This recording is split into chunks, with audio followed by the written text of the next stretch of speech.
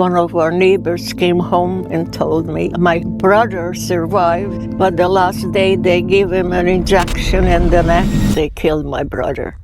When did the war start for you, and where were you when it started? I was in the ghetto first in my city, Gadia. When you were living in the ghetto, what were the living qualities like? We had so many people in our house that we barely could sit down. We were only there 30 days, luckily. Were people just allowed to come in and leave the ghetto as they pleased? No. No. We had to wear a yellow star. In 1942, the Hungarians came to take over Romania, and they decided to deport us. They came to our house. We were not very rich. We didn't have very much jewelry or whatever. But they pulled off the wedding band from my mother's finger, and me and my sister just received very nice watches for our birthday. So we didn't want to give that to them, so we threw it in the fire. And they beat up my father. Unfortunately, we couldn't give them anything because we didn't have too much. So the last meal we had on the night of Shavuos. And that's a very memorable day because that day was the last time I saw my family except my sister, my father, my two brothers, and my mother. We all ended up in that terrible freight train that pushed squished together for 2 or 3 days. Somebody came to the window of the train and yelling at us, if you have any jewelry, please give it up, because if you don't, we're gonna shoot you. My sister and I had new shoes, and then they opened the soles and put a false soles in there and put some money in there.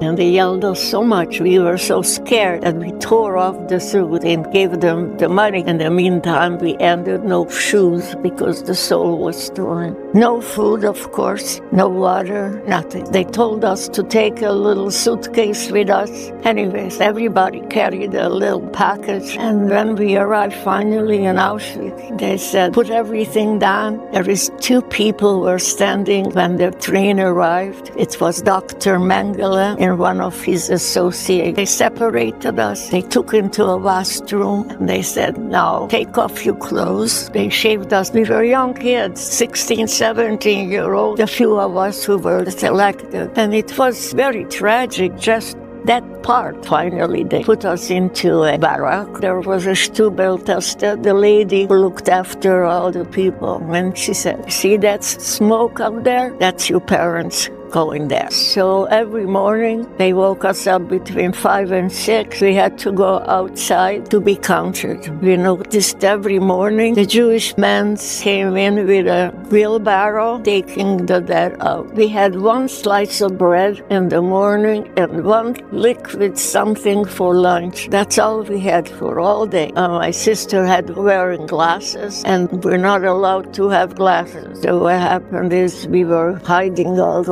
her glasses like this. I broke her glasses. And from that day on, she had to work outside the ditches in the winter. Every morning we had to walk to the factory, couple of miles. It was winter, no coat, no stockings, just a wooden clog. That was the third camp where we were liberated. It took us 3 weeks to walk home. And by the time we arrived home, my sister was very sick. And they put her into a hospital, and they didn't even let me go in near her. So every day I just went to the windows, but she was very upset because they cut her hair again. That was such a terrible thing for her. Once we already had a little hair, and at the hospital they didn't even let me in. I had an aunt who lived in my city, and she found her house. And then I moved in there, and then they released my sister from the hospital, tell them they can do nothing anymore for her. And she died there a couple of weeks later in my arms.